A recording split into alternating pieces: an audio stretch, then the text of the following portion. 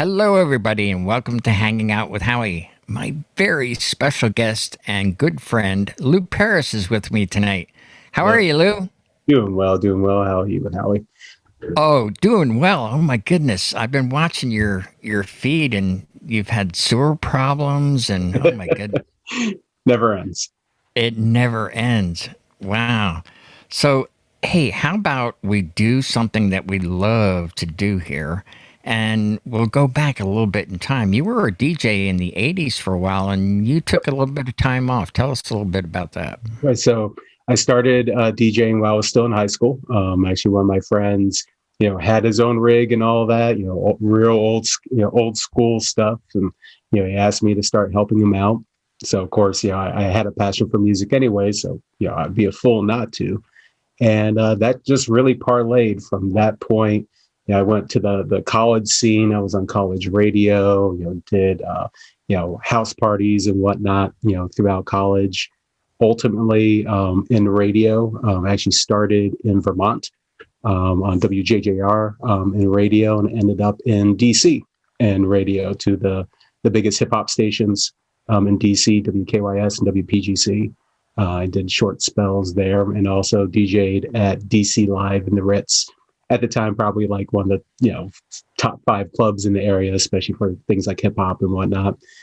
And met my wife, or then my girlfriend, and my IT career was blowing up at that point. I was about 3 years into it at that point, and paid a whole lot more money back then, big time. And took a break. Actually, took a 13-year break, really. And 13. Oh my goodness. I was thinking it was 8 or so. yeah, and I always, there would be the rare occasion, I still kept good friends with a couple DJs over the years, and they would throw me a gig here and there. I think I probably did like 5 gigs throughout that entire span just to help fill in. I still have my music collection and all that, so I would, oblige and have a little bit of fun. Nothing super complicated, nothing definitely to the scale that I do now. And moved up to the Hudson Valley in 2012. And, the pains of money started making me think of what could I do that, I really enjoyed and, could make me some decent money as, running, my own business. And, DJing was literally the first thing that popped in my head. Weddings, of course, was, the big money maker for the most part. And started pursuing that, and the story is still going, at least with that. So, been running Paris Creative now, so almost 9 years, close to 9 years. And, been having a blast. Well, so you've kept your pulse on the music even during those 13 years. All the time. I've been an avid music, since I was a kid. First two albums. I noticed you have a huge collection of records. It's like, oh my gosh. And a lot of those are new, actually, purchases. I actually had my original, almost my entire collection stolen when I was still in Maryland. It was in storage, and probably somewhere north of 10,000 copies. Wow. And I would normally, I'd have like my 4 or 5 normal pull crates to go to gigs with, and then I just picked up stuff over the years. All that had gotten stolen, and the collector's bug bit me again. I've always, it's an inferior medium. I mean, there's for the people who are like digital versus vinyl versus CD and all that. It is an inferior medium, but that's what I grew up on. I grew up on and buying Prince 1999 and just shuffling through the liner notes and the whole texture. I mean, there was so much creativity and all that just really always caught my passion about that, and that never waned. Wow, there is just so much here. John, we're not going to make it in 20 minutes here. I can tell you that right now. Now, you are into just about everything, and you do it at a very high level. One of the things that I admire about you is you're one of the handful of people that I can actually talk facts and science with, and math. It's always nice. Those are indisputable. They're indisputable, and it's such a pleasure to talk to you. I remember the first time I met you at one of the conventions, and I was like, a reasonable person that deals in facts and science. Oh, and we had a good time and a good laugh over that. It's But definitely you've not. actually applied that though to your business. I mean, and I have my luck of going through like my IT career. I worked for a lot of startups. I Hmm. worked in small companies, large companies. From as large as the FBI and Department of Justice to the little mom and pops. And I Hmm. definitely ran through my failed companies, and I saw what they did and that they didn't do. And I just applied that once I ultimately did my business. If I was going to do this, when my first commitment to it was, is the business sustainable? And do I have the wherewithal to run it like a business? Hmm. Because and that's not to knock the hobbyists or anything, but I wanted to make sure I did it right, and I wanted to make Hmm. sure that I would ultimately maximize my value, maximize potential, know what my business is doing. I'm an analytical guy. I'm definitely a Hmm. geek when it comes to numbers and facts and whatnot. And it's like, Yes. why did Wedding Wire not do good one year and absolutely terrible the next? I have this deep drive passion to know why. So Yes, and it's worked out well for you because your SEO is through the roof. And it's not bad. I will never claim them like some SEO god or something like that. But what almost 24 of my 25 years in IT were really focused on web. I was doing some of the first hmm. SEO before it was ever SEO. I actually was Hmm. very fortunate enough that one of the very first websites I did for the government, it was called 508 Standards, is for accessibility. So people for screen readers, braille readers, and whatnot. That actually became the foundation of SEO because I was using title tags and header tags and all the meta rich information that ultimately became SEO. So I was really fortunate that, again, past experience, I was able to adapt it into something that happened later on in my career. That's another thing that we have in common besides our love of facts, science, and math is we both have FBI clearances. I just thought that was like, I oh, don't have this it is cool. anymore. But you still have a jacket. Yes. Like for myself, when I do these big country clubs during election years, I often get picked not because I'm the best DJ. It's because I can pass an FBI background check, and There's I provide the PA and some little background music, and they still sniff my stuff with the dog oh and yeah, the whole 9 yards. But I always get the gig, yeah and I'm sure there's it would be with you as well. there's some advantage. Like I've definitely had a couple of the higher profile weddings. Where I'm in the Hudson Valley tends to Hmm. be a very rich area when it comes to tourists coming in for destination Hmm. weddings. Yeah, I had a prince from Qatar that got married in this area, and part of what made me valuable in that was my prior clearance because it was Yes. signing NDAs and all these other things, and Hmm. having that definitely came to my advantage at that point. Yeah. Did you ever get? I had this happen to me. My old shop teacher from high school gave me a call and said, "Howie, are you in trouble?" I said, "No, why? The FBI just Yeah, called me and was asking about you." yeah. When I went to the FBI is when I switched to my top secret clearance. I worked for actually the Department of Defense for many years prior, Pentagon, USAID, State Department, and when I switched over to the intelligence community, that's when they went full new scope of for my clearance. I was going for my top secret with SCI. That's specialized compartmental information. So you get to go into the enclosed rooms where your phones can never ever grace the room and talk secret stuff and all that. And my process took like almost like 9 months, and a lot of that was a lot of people that I originally put on my form. They, Florida, California, New York. So, these poor people had to go lots of different places. And next thing you know, I get a phone call. Why is the FBI asking you about this? Yeah, yeah. All right, we'll switch gears here a little bit, and I noticed that you have now. You're probably old enough to remember the old Magnavox TV consoles that had a record player built into them, and it Oh, was a piece of furniture that was yep.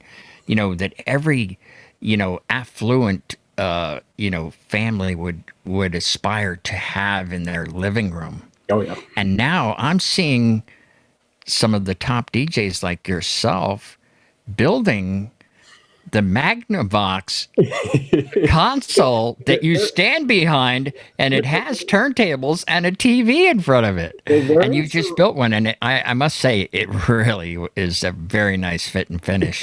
it's a And lot how lighter long? too. And a lot lighter, and it's on wheels. Actually, mine's not even on wheels. Mine's actually I made it modular enough so it's only 44 pounds for the bottom end, and it's Hmm. 62 pounds inside a case on my top.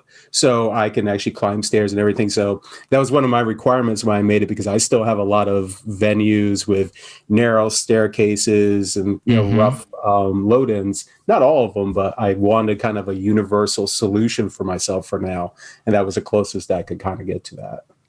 That's what I like about your thought process. You're very much like I am. Like, you think of all the different angles, and you thought you made yours what you call modular, which is the proper term.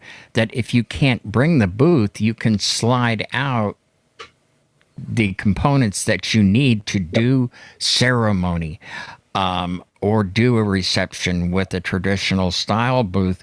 And then it's actually a redundant system, isn't it? I Exactly, mean, and that's exactly, and that's part of a big part of when I worked at a number of agencies and actually businesses was backup and disaster recovery. I literally wrote the book at the time for the disaster recovery for the FBI for their the testing facility and the primary mm-hmm. network. And part of that is what happens when this happens? What happens when this happens? What happens? Mm-hmm. Trying to think of all these contingencies. So when I started to really get serious with my business and everything, is like, okay, I want one of these. Nope, I'm going to need two, because if this fails, I want this to interchange as seamlessly as possible. How do you Mm-hmm. do it? Basically come up with my own thing and then test it. It's not just like, oh, does it work in concept? Does it work practically? And if it Yes. doesn't, find what does work practically. Yeah. I like that. I operate like that. I'm very redundant on things, to the point that it's spilled over into my everyday life. Like, when I broke something, and my girlfriend Lori went, "Oh no," and I said, "Don't worry about it. I got it back up." And she just laughed, and she goes, "Of course you do." And so now I see that you have done something new that went up, premiered today, and you have the stacked toolbox for your accessories and so forth. Yeah. Tell us a Yeah. little bit about that. So for a while, I've used Pelican cases for a long time, actually, and I've kind of gone through the Hmm. gamut. I had Tupperware tubs, I had bags. I, Right. I still actually have my cable file bags that I do use because it's really Hmm. nice to have the assortment for the cables. But I use the Pelican case as my kind of go all for my IEM, packs, Hmm. my lav packs, my lavaliers themselves, my over my ears, the Hmm. handhelds. And the Pelican case, while it was big enough, it was starting to kind of flap around when I was actually at a wedding or something. Things could fall out, and it did one time. And I always thought a stacked version with drawers would be better.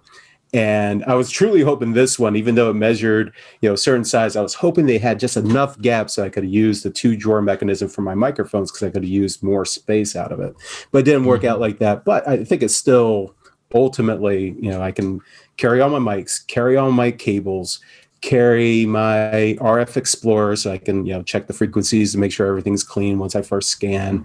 I have Right. everything at my disposal. And they even have, and I haven't bought it yet, but they actually have a dolly for it, so I could, wheel it around if I really want to. It's not that heavy. It's about 40 pounds totally loaded up, which really isn't too bad, especially everything that I'm carrying.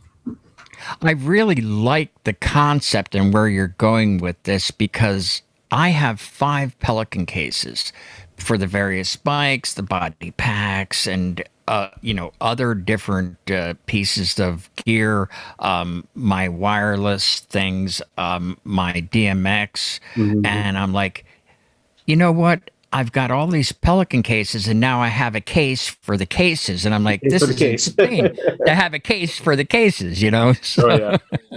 it's just, Indeed. so I like where you're going with this, and I am going to be exploring that. Yeah, I mean it's not a solution for everybody because even for me, I do wish it was say maybe just a little wider, or maybe just there's always a potential better solution, which is my downfall because I'm always like, okay, this is great. What's the next better thing? What am I missing? Yes. Is there something Yeah. that I can adapt? And it's good that it Uh-huh. keeps me fresh and keeps me thinking. It definitely doesn't help my wallet though. No, I'm the same way. I have stuff, but on the upside, there's always someone willing to buy something from that's Absolutely. used, as long as it's in good condition. Absolutely. But I do love the concept. So so Lou, what is on the horizon for you now? With this pandemic thing, are It, things it, opening up at all for you? they're trickling here in New York. So, for Hmm. anybody that's in New York, we have this very infamous now 17-page of guidelines that people Yes. are supposed to follow. And, everything from dancing squares for specific people assigned to the table and, no mingling rules and all that. Hmm. And, you always wonder, how well everybody's going to adapt to it. I'm somewhat lucky enough, fortunate and unfortunate that my first gig isn't until May right now. I had a lot of reschedules again, a lot of couples that want the OG experience, the 2019 experience, and they're still pushing Yes. things out as far as they can to try to get that. But Mhm. I'm hoping, especially like with this first gig, I've already started talking to the venue. We're already starting on the same page. It's about 60 days away, a little under that. And for me, it's about communication to make sure everything's going to go smooth, and then learning from this new experience because it's going to be different than the 2020 experience I had with the only four weddings that I had that year, and how well things going to play out this year. So I'm definitely hoping for the best. I always try to plan for the worst, and we'll Hmm. hopefully meet in the middle somewhere. Oh, that sounds good. So now here is the time where you get to let us know how people can contact you. Paris Creative, your social media, Yeah. and if you'd like to talk about Acuity, by Sure, all means. absolutely. So you're calling it by its old name. Its new name is Q now. It did go by Oh, it's Q just for a while. Q. That's I, right. I, You I did do a name change. yeah, I apologize. oh no, no worries at all. I still sometimes call it Equity. So for those who don't know, it is hopefully the next generation of planning platforms. It's not just for DJs. It is actually for the entire event industry as a whole, but being initially planned for DJs since that's my wheelhouse. And the hope is actually hopefully in the next few weeks we'll actually have it out in beta for everybody to test. So I'm crossing my fingers that all that goes well. So people can reach me on the Q side, of course, Paris Creative. I have pariscreative.com. I'm always on Facebook Messenger. I'm always checking my email. Lots of people have friended me on Facebook in general as well. Never be afraid to friend me. And if Hmm. people ever want questions, a tech shoot, whatever, I'm always open to try to help people out. Now, your YouTube channel, is that Paris Creative as well? That is correct. So the YouTube channel itself is Paris Creative. Yeah, I would, for any of you, new beginners out there or even intermediate, I would highly recommend that channel. Congratulations on your 2,000 views, by the way. Thank you very much. But there is a wealth of information from someone that deals in science and facts. I love laughing about that with you. It's always fun. But yes, I do have a lot of content. Even some of my older content is still very relevant. I've done Oh, sure. from virtual DJs, Serato, managing music, copyright law, Mm, the latest build, the Rain One, that coming out, the Reloop Elite, all these wonderful pieces of things that I've tested. And I think one of the things that makes me hopefully a little more unique is everything that I test is something I've always intended to buy. These mhm. are here's where my experience is, here's my positive and negatives, and hopefully people will take that for what it's worth. Lou, thank you so much for being on tonight. And I hope to see you at Expo in I sure, August. I so hope that everything goes Yeah, off I the hope plan that this year. works out for all of us. So thank you again for coming on, Lou. Absolutely. Thank you for the invitation. Alrighty. Good night, everyone. Take care. We'll see you next week. Bye bye.